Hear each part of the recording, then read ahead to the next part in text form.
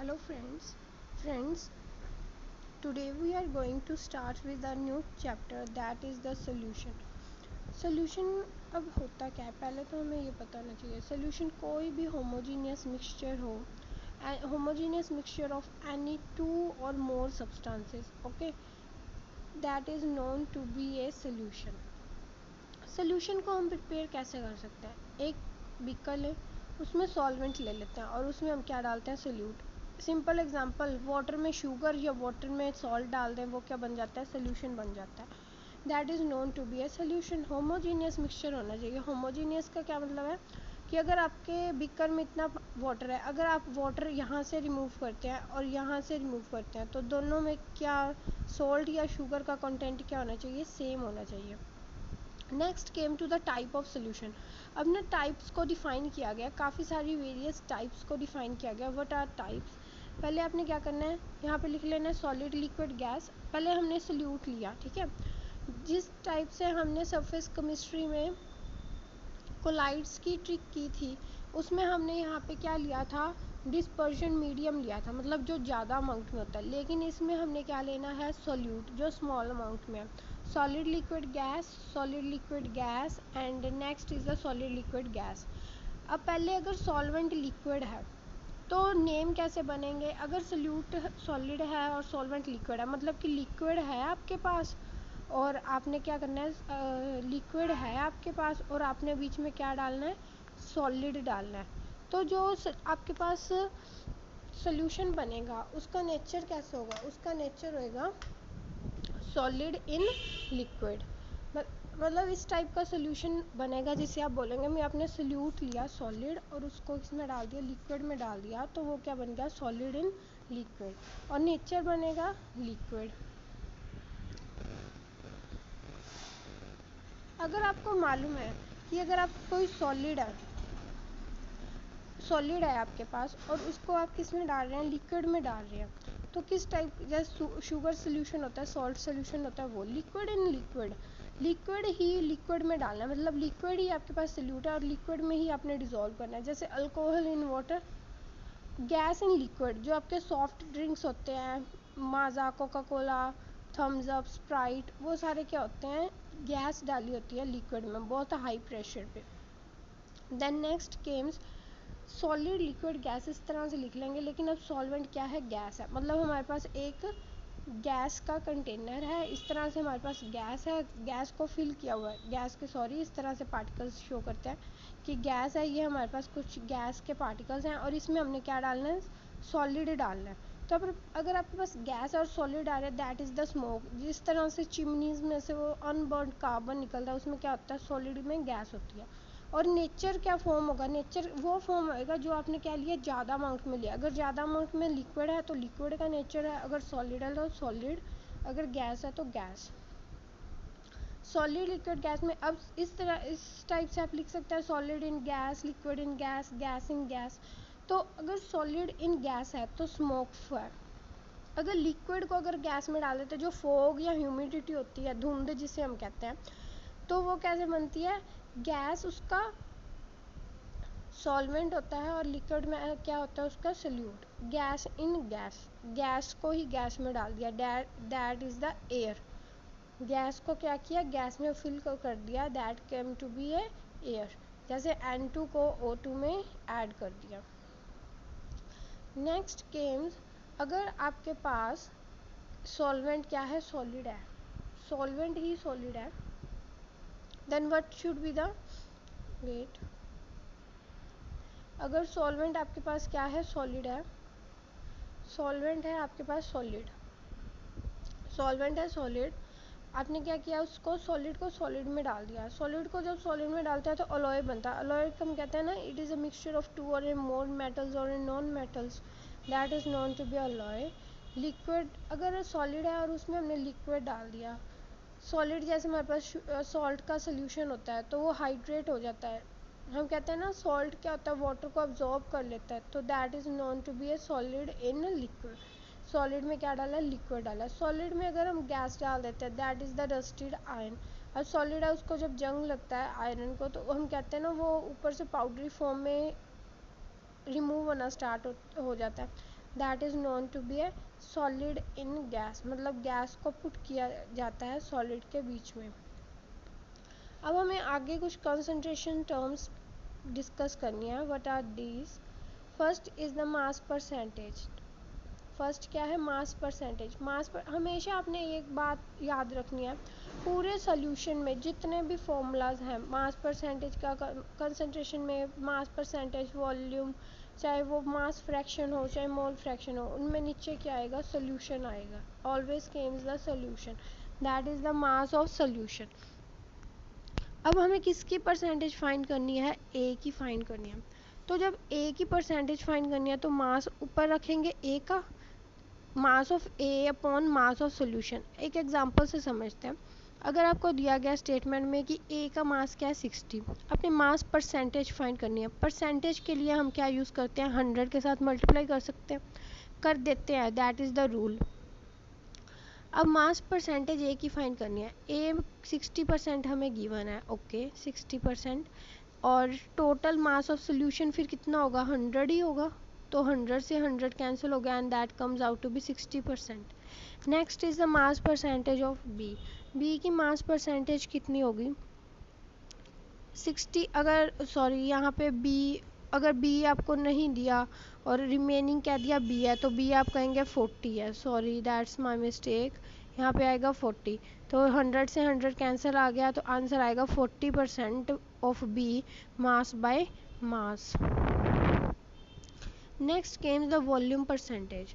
Volume percentage हमें find करनी है। वॉल्यूम परसेंटेज होती क्या है? वॉल्यूम परसेंटेज, मास में मास अपॉन मास लिया था, वॉल्यूम में वॉल्यूम अपॉन वॉल्यूम ले लेंगे, बस सेम ही है कि उसमें क्या दिया होगा आपको? वॉल्यूम दिया होगा ए का, और टोटल वॉल्यूम नीचे रखना और मल्टीप्लाई क्या करना है आपने? 100 के साथ, टू फाइंड द परसेंटेज। अब 3 न्यू कंसंट्रेशन टर्म्स आई। वो कहते हैं वॉल्यूम परसेंटेज तीन टाइप से हो सकते हैं, या हम कहें कंसंट्रेशन जो टर्म्स हैं 3 टाइप की होती है। Mass upon volume, volume upon volume and mass upon mass. मतलब कि मास दिया हुआ है और आपने क्या किया है? टोटल वॉल्यूम से डिवाइड कर दिया। जैसे अगर आप देखें कि अगर आपके पास स्टेटमेंट में क्या दिया गया? 40 ग्राम ऑफ ए दिया गया है, that you have given in the statement that 40 gram of A is dissolved in 100 ml of water, okay, then it is known to be a mass upon volume. that mass upon volume हो गया ना, 100 ml में होगा। अगर 40 ml of A dissolve in 100 ml of water, तो volume upon volume होगा। mass upon mass means 100 gram of A is dissolved in 40 gram of A is dissolved in 100 gram of water, then that is mass upon mass। बस अगर ग्राम upon gram है तो हम बोलेंगे mass upon mass. अगर ml upon ml है तो हम कहेंगे वॉल्यूम अपॉन वॉल्यूम। अगर ग्राम अपॉन ml है तो हम बोलेंगे मास अपॉन वॉल्यूम। नेक्स्ट, अब हमारी एक और ये कंसंट्रेशन टर्म है, that is the mass fraction. Mass fraction क्या होता है? मास फ्रैक्शन में हमने क्या लेना होता है? मास बस एक्स से इसको डिनोट करते हैं। मास मतलब जिसका लेना है। अगर आपने ए का फाइंड करना है मास, तो आप क्या करेंगे? मास ऑफ ए या weight of A upon total weight. Total मतलब सोल्यूशन का वेट, यही फॉर्मूला था, बस उसको इस टाइप से लिख दिया। अब इसमें एक तो ये यूनिटलेस क्वांटिटी है, इसके कोई भी यूनिट्स नहीं है। A is always denote for the solvent and B is for the solute। solvent मतलब जो हमने ज़्यादा अमाउंट में लिया है, और B क्या है? जो solute कम अमाउंट में लिया। और XA प्लस XB is always equal to 1 होते हैं। अगर आपको स्टेटमेंट में ऐसे दिया हुआ है that the mole fraction of the A is 0.5, then find the mole fraction in a binary solution, the mole fraction of A is 0.5, then find the mole fraction of, then find the mass fraction of B। तो आपने क्या करना है? बस 1 में से इसको minus कर देंगे तो हमारे पास B का मास फ्रैक्शन आ जाएगा। तो ये इस तरह टाइप की स्टेटमेंट आ सकती है, क्योंकि इसमें थोड़ा कंफ्यूजिंग भी है और ये ज़्यादा लेंथी भी नहीं है। तो आपने ये मेमोराइज रखना है कि XA प्लस XB क्या है? 1 है। अब ये कुछ टाइप्स के सॉल्यूशंस के नेम हैं। अगर बाइनरी है तो हम उसमें 2 कंपोनेंट्स हैं, अगर टर्शरी है तो 3, अगर क्वांटिटरी है तो 4। बस अगर इस तरह से आपको बोल दिया क्वांटिनरी सोल्यूशन का मोल फ्रैक्शन दे दिया, तो उसमें बस आपने क्या करना है, x a plus x b plus x c plus x d, इन सब का क्या होगा, 1 होगा। इनमें से आपको 3 का दे देंगे और 1 का बोलेंगे फाइंड करो, बस इन तीनों को ऐड करके 1 में से सब्ट्रैक्ट कर देना, and it is a unitless quantity. अब इधर एक एग्जांपल दी हुई थी, जैसे ए का अगर 20 है, बी का 30 है और सी का 50 है, तो अगर मैंने मास फ्रैक्शन फाइंड करना है तो weight of A upon total weight कितना है, 100, तो ए का कितना है, 20 अपॉन 100, तो 2/10 आंसर आ गया। और बी का मेरे को अगर फाइंड करना है तो 30/100 टोटल, सी का फाइंड करना है तो 5/10। तो आपने अभी ये रिजल्ट भी किया है कि x a plus x B क्या है, 1 है। तो आप अब इन तीनों को ऐड करके देख लो और आंसर भी क्या आ रहा है, 1 आ रहा है। तो जो आपने ये रिजल्ट फाइंड किया था उसको हम वेरीफाई कर सकते हैं। Next comes the mole fraction. Mole fraction क्या होती है, मोल फ्रैक्शन टर्म है मोल, पहले तो मोल्स पता हो, moles is denoted by n, small n, and it is weight upon molecular weight, मतलब जो वेट हमें गिवन है और जो उसका मॉलिकुलर वेट है, that is the mole fraction. It is also a unitless quantity. अब हमें मोल फ्रैक्शन फाइंड करना है सोल्यूशन में, इसको भी एक्स से ही डिनोट करते हैं, बट इट इज़, अगर आपको स्टेटमेंट में दिया होगा तो आपको ऐसे ही मेंशन होगा, determine the mole fraction of the substance. इसका फॉर्मूला है moles of A upon moles of upon total moles, जितने भी अगर आपका सॉल्यूशन है, सॉल्वेंट है, उन दोनों का टोटल मोल, इनकी भी x a plus x B क्या है, 1 के ही इक्वल आती है। ये जो ऊपर हमने ये रिजल्ट ड्राइव किया है, ये वाला, ये इस पर भी वैलिड है। अब इसकी एक एग्जांपल कर लेते हैं। अगर आपको वाटर दिया गया है 90 ग्राम्स और NaOH दिया 40 ग्राम्स, ये हमारे क्या है, गिवन है हमारे पास, ये हमारे क्या है, गिवन है। अब हमें क्या फाइंड करना है, दोनों के मोल फ्रैक्शन फाइंड करने हैं। पहले हम अगर सोडियम NaOH का मोल फ्रैक्शन फाइंड करना है तो हम क्या करेंगे, पहले वेट अपॉन मॉलिकुलर वेट किया, वेट भी इतना, मॉलिकुलर वेट 1 आ गया, और मोल fraction of water, moles find किया वाटर के तो 5 आ गए। तो मोल फ्रैक्शन क्या है, we given moles upon total moles, तो गिवन या जिसके हमने फाइंड करने हैं, जिसके हमें अगर ए के फाइंड करने हैं तो न्यूमिनेटर में ए, अगर हमें वाटर H2O मतलब वाटर के फाइंड करने थे तो न्यूमिनेटर में 5 upon 1 + 5, that come out to be 5/6। Water के अगर आपके पास हैं तो आप NaOH के डायरेक्टली इस रिजल्ट से फाइंड कर सकते हैं। NaOH के कितने आ जाएंगे, मोल फ्रैक्शन 1 में से 5/6 को सब्ट्रैक्ट कर दो, that is the mole fraction of NaOH। Hope so clear हो गया होगा। Came to next is the part per million, that is also denoted by ppm।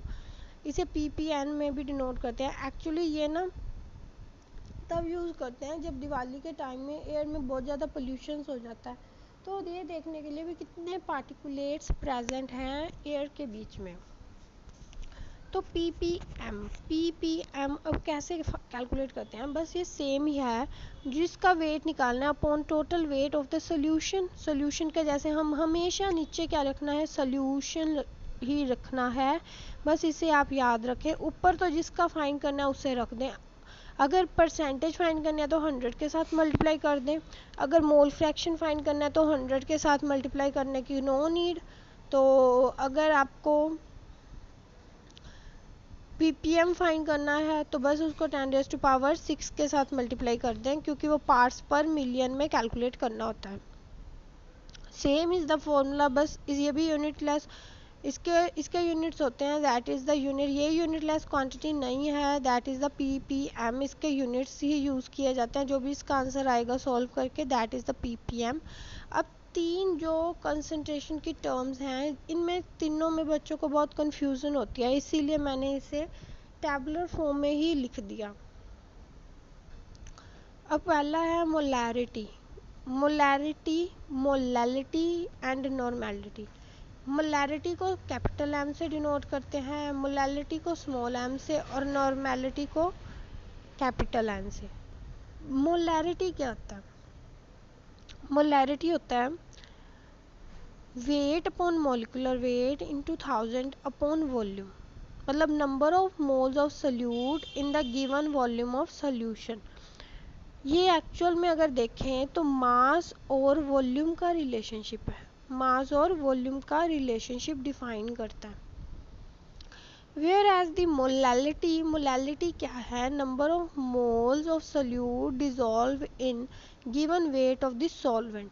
मतलब ये क्या है दोनों में? अब मोल्स क्या है? मास। वेट आ गया तो ये मास अपॉन मास का रिलेशनशिप डिफाइन करता है। किसका डिफाइन करता है? मास अपॉन मास का। Next is the normality. जो नॉर्मैलिटी है इसकी तो डिफरेंट ही है दोनों से।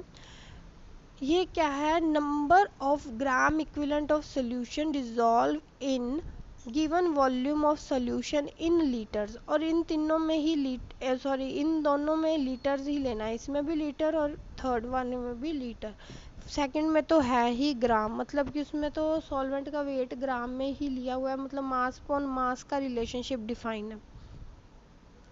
अब ये नॉर्मैलिटी है क्या? ओके, तो हमें नॉर्मैलिटी फाइंड करनी है कि ये नॉर्मैलिटी है क्या। Number of grams equivalent of solution upon volume of solution in litres. Solution का वॉल्यूम क्या है लीटर्स में? दैट। एक एग्जांपल करते हैं, अभी आपको पता लग जाएगा। पहले हम इक्विवेलेंट मास को डिफाइन कर लेते हैं। अभी इक्विवेलेंट मास होता क्या? इक्विवेलेंट मास एक्चुअली में अगर एसिड के लिए है तो molecular mass upon number of hydrogen. अगर बेस है तो उसमें हम OH कैलकुलेट करते हैं। अगर सॉल्ट है तो उसमें बस चार्जेस जो चेंज होंगे उसे कैलकुलेट करके हम इक्विवेलेंट मास को निकाल सकते हैं। Nothing to worry. बस बेस में हम क्या करते हैं कि OH को क्या कैलकुलेट करते हैं। बस जो भी बेस टोटल उसका दिया हुआ है, अगर मान लीजिए आपके पास क्या है, सल्फ्यूरिक एसिड है, H2SO4 है। H2SO4 is a acid. Okay, H2SO4 is a acid. तो H2SO4 का अगर हम इक्विवेलेंट मास फाइंड करने की ट्राई करें तो कैसे फाइंड करेंगे? H2SO4। अब इसका कितना आता है? 2। सल्फ्यूरिक है 32, इसका हो जाएगा 64। इसको अगर हम ऐड करते हैं तो ये कितना आ जाता है? 98।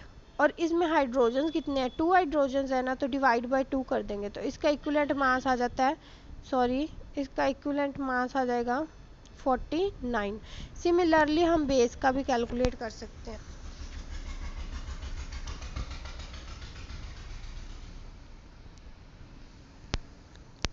सिमिलरली हम बेस का भी डिफाइन कर सकते हैं।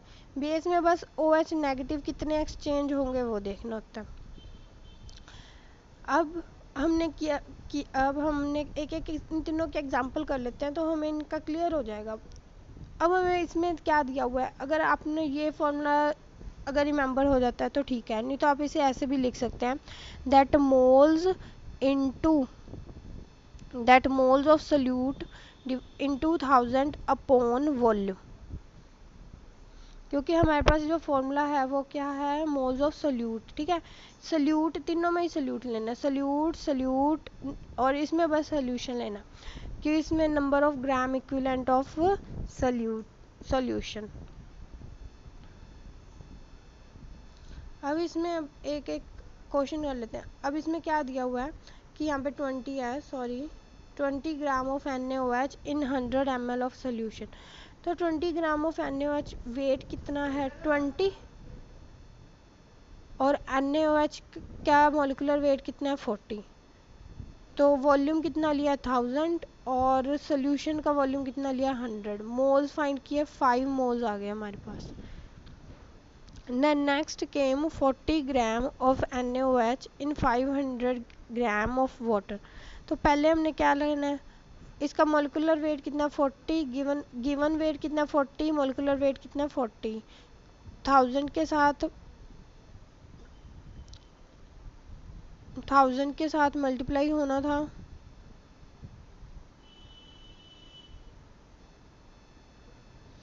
यहाँ पे 1000 आएगा, 1000 के साथ मल्टीप्लाई होना था, 2 ज़ीरोज़ गई और यहाँ पे आना था 2 इज़ द आंसर। अब इसमें अब याद करने वाली चीज़ है क्या कि आपके पेपर में आपसे क्या पूछा जा सकता है।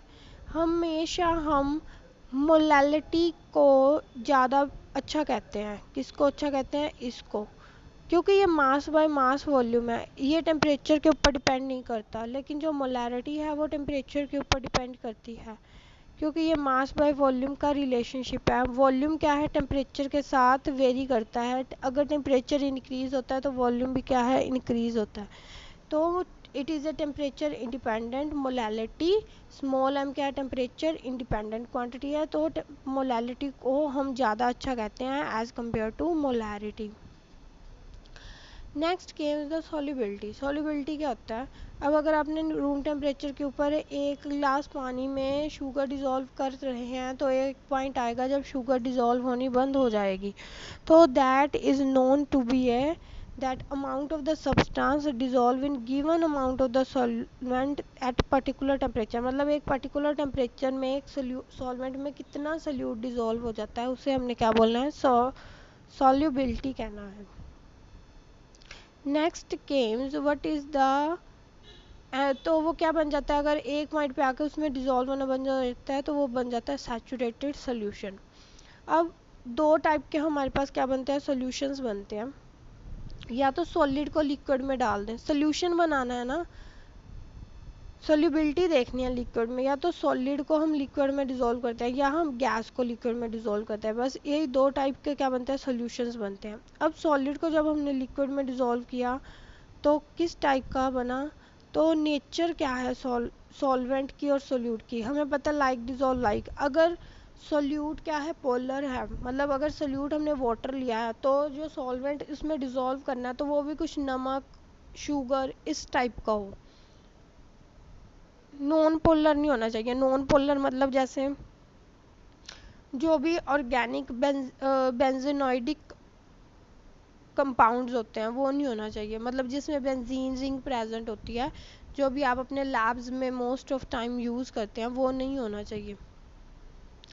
अगर नॉन पोलर है तो वो नॉन पोलर में डिज़ोल्व होगा। नॉन पोलर सॉल्वेंट मतलब जैसे एसीटोन, नेयर रिमूवर, ईथर, वो सारे नॉन पोलर होते हैं।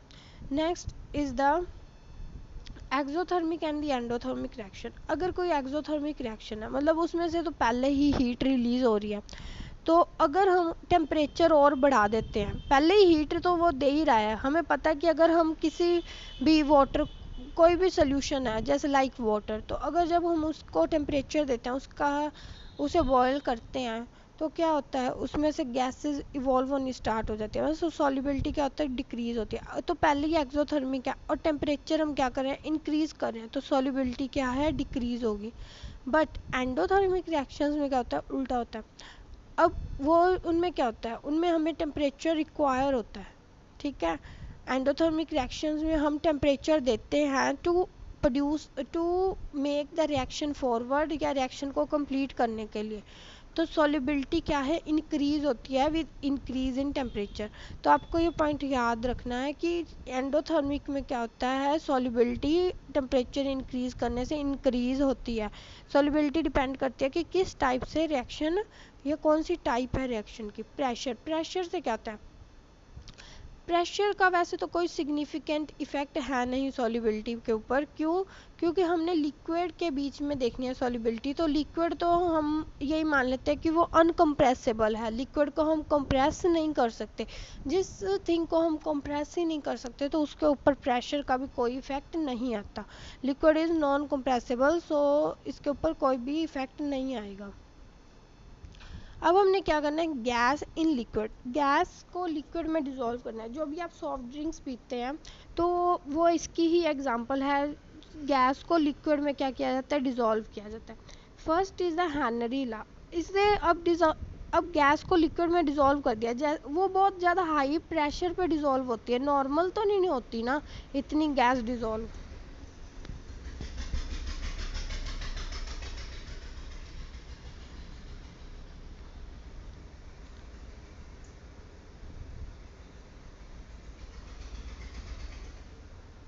नॉर्मली तो इतनी गैस बीच में डिज़ोल्व हम लिक्विड में कर ही नहीं सकते। तो इसे अगर हेनरी लॉ ने ही सॉल्युबिलिटी और प्रेशर का एक रिलेशन डिफाइन कर दिया था।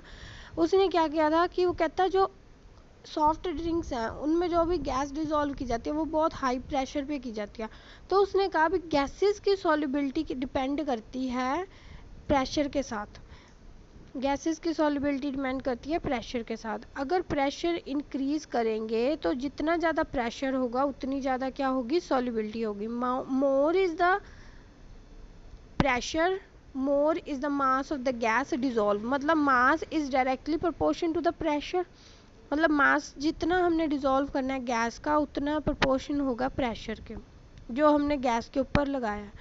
तो जो मास है हम हेनरी लॉ को प्रोपोर्शनैलिटी को हटाने के लिए के एच यूज़ कर देते हैं। के एच क्या है, के H is the Henry constant. बस मास जितना डिज़ोल्व करना है गैस में वो किसके प्रोपोर्शन है, डायरेक्टली प्रेशर के। लेकिन लेटर ऑन इसको थोड़ा मॉडिफाई कर दिया, डाल्टन ने इसे थोड़ा मॉडिफाई किया था दैट कि जो भी पार्शियल प्रेशर है जितना भी हम अप्लाई कर रहे हैं वो मास के ऊपर डायरेक्टली नहीं है, मोल फ्रैक्शन ऑफ गैस कितनी डिज़ोल्व हुई है उसके बेसिस पे। इसे ऐसे याद किया जाता है कि मास पहले बोला था कि डायरेक्टली प्रोपोर्शन है पार्शियल प्रेशर के, क्योंकि कितना पार्शियल प्रेशर अप्लाई किया इतना मास डिज़ोल्व होगा। लेकिन लेटर ऑन कह दिया कि वो किसके डायरेक्टली प्रोपोर्शन है, प्रेशर मोल फ्रैक्शन के, जितना प्रेशर लगाएंगे कितने मोल फ्रैक्शन ऑफ गैसेस क्या है डिज़ोल्व हो रही हैं, that is known to be a partial pressure. तो इसे करने के लिए इन्होंने क्या किया कि फिर प्रोपोर्शनैलिटी कांस्टेंट को हटाने के लिए के एच का क्या कांस्टेंट यूज़ कर दिया। Then next comes the Henry law. आपने अब इसे इस तरह से मैंने अभी आपको बताया, बस इसे मेमोराइज कर लें। अब हम कुछ माइकल्स एमसीक्यूज देख लेते हैं जितना भी हमने आज स्टडी किया उसके बेसिस पे। The homogeneous mixture of two और more component is known to be a solution. Which is the following is an example of the gaseous solution। gaseous solution की examples देनी है, मतलब कि solution बना है gaseous, जो भी नेचर होता है सॉल्वेंट का उसी टाइप का क्या बनता है, सोल्यूशन प्रिपेयर होता है। जो मतलब सॉल्वेंट का हमने नेचर, अब सॉल्वेंट यहाँ पे हमने देखना है गैस कहाँ पे है, कैम्फर इन नाइट्रोजन गैस ये भी गैस है, और क्लोरोफॉर्म इन नाइट्रोजन गैस ये भी गैस है। मतलब सॉल्वेंट का नेचर देखना, जिसमें सॉल्वेंट का नेचर गैस है वो ही है। तो answer is D, D option इसका आंसर होगा। Next is the अमालगम of mercury with sodium. Sodium, अब इसमें हमने सॉल्वेंट बताना है, अमालगम बनाना है मरकरी का सोडियम के साथ, तो सॉल्वेंट क्या हुआ है, sodium. Next Kemps the expressing the concentration terms. अब हमें क्या करनी है, मास परसेंटेज फाइंड करनी है। मास परसेंटेज किसकी फाइंड करनी है, कार्बन CCl4 की, CCl4 की मास परसेंटेज फाइंड करनी है। तो टोटल हमें कितना दिया हुआ है, 22 + 122 कितना हो गया, 144। टोटल हमें 144 दिया हो गया। फाइंड किसका करना है, CCl4। CCl4 का 122 गिवन है, मल्टीप्लाई क्या करना है, 100। मल्टीप्लाई किसके साथ करना है, 100। बस ये है कि जो जिसका फाइंड करना है उसको क्या करना है, ऊपर लिख लेना है न्यूमिनेटर में, जिसका फाइंड करना है नीचे तो हमें पता ही है कि किसका लिखना है, सोल्यूशन का। सोल्यूशन कितना, 144, मल्टीप्लाई क्या करना है 100 के साथ। तो इसे आप सॉल्व कर लेना और जितना भी आंसर आएगा you will get your answer. Solve करके आंसर आएगा ए ऑप्शन, ए ऑप्शन आएगा आपका सॉल्व करके। Next comes the mole fraction of glucose. Mole fraction find करना है। मोल फ्रैक्शन हमें पता है एक्स से डिनोट करते हैं, और वेट ऑफ सॉल्वेंट जिसका भी हमें फाइंड करना है, अगर ए का फाइंड करना है तो ए अपॉन टोटल जितने भी उसके बीच में प्रेजेंट है, यही फॉर्मूला था। अब हमें पहले तो मोल्स फाइंड करने पड़ेंगे, ठीक है, जिसका भी हमें बोला है मोल्स फाइंड करने पड़ेंगे। तो मोल्स ऑफ ग्लूकोज फाइंड करना है। ग्लूकोज के फाइंड करना है, तो ग्लूकोज का जब आप मॉलिक्यूलर वेट फाइंड करेंगे तो इसका मॉलिक्यूलर वेट 180 आता है। फॉर्मूला होता है C6H12O6, सॉरी ग्लूकोज का फॉर्मूला होता है, यस यही फॉर्मूला होता है C6H12O6। तो इसका मॉलिक्यूलर फॉर्मूला आएगा 180। तो आपने इसके क्या फाइंड करना है, मोल्स फाइंड करने हैं। 10% आपको गिवन है weight by weight of glucose solution. अब ये कहना क्या जा रहे हैं कि आपको 10/10% ग्लूकोज का सोल्यूशन गिवन है, कि ग्लूकोज दिया गया है 10 ग्राम्स, कि 10 ग्राम्स को किस में डिज़ोल्व करना है, 100 में। तो आपको 10 ग्राम ग्लूकोज गिवन है, तो वे आपने मोल्स फाइंड करने हैं। तो moles wait upon molecular wait, ये हमारे पास इसके मोल्स आ जाएंगे। वेट अपॉन मॉलिक्यूलर वेट, इसके मोल्स आ जाएंगे। आप इसे कैलकुलेट कर लेंगे, मोल्स ऑफ ग्लूकोज आ गए। लेकिन नीचे तो हमें टोटल मोल्स रखने हैं अपॉन टोटल मोल्स। टोटल कितना होगा, अब वाटर का देखना है। अगर 10 ग्राम क्या है, ग्लूकोज है, तो 90%, 90 क्या होंगे, वाटर। वाटर का 90 तो गिवन हो गया, और मॉलिक्यूलर 18 होता है, तो हमारे पास आ गया 5। तो 5 + 10 अपॉन 180, तो इससे आप फाइंड कर लेंगे। तो आपके पास सॉल्व करके ये राउंड अबाउट 0.101 आंसर आ जाएगा। Next is the solution obtained, Next is the solution obtained by mixing 20 grams of 30% and 30 gram of 20% solution by weight. What is the percentage of the solute in the final solvent? अब ये क्या कहना है, solution हमने बनाया है एक बार, तो दो लिए हैं सॉल्वेंट। 20 ग्राम 200 ग्राम का 30% यूज़ किया, मतलब क्या कह रहा है वो, 200 ग्राम का कितना, 60 ग्राम, और 300 ग्राम का भी कितना यूज़ किया, 20%। तो भी ये भी हमारे पास सॉल्व करने पे कितना आएगा, 60 ग्राम। तो हमारे पास दोनों का कितना आ गया, 60 ग्राम आ गया। तो हमने क्या फाइंड करना है, वेट ऑफ सोल्यूट फाइंड करना है। तो 60 टोटल कितना हो गया, 120। तो हमारे पास क्या आ गया, सॉल्यूट आ गया, जो हमने किस में डाला है, सोल्यूशन में डाला है। और ये हमारे पास क्या है, ये हमारे पास सोल्यूट का वेट आ गया, जो हमने किस में पुट किया है, सॉल्यूशन में डाला है। तो सोल्यूशन का टोटल कितना है, सोल्यूशन टोटल है 200 + 300, दैट इज़ 500। 200 + 300 टोटल कितना है हमारे पास, 500। तो हमने क्या करना है, 120 तो हमने देख लिया, अपॉन 500 नीचे रखना है। और हमने क्या फाइंड करनी है, परसेंटेज, तो मल्टीप्लाई विद 100।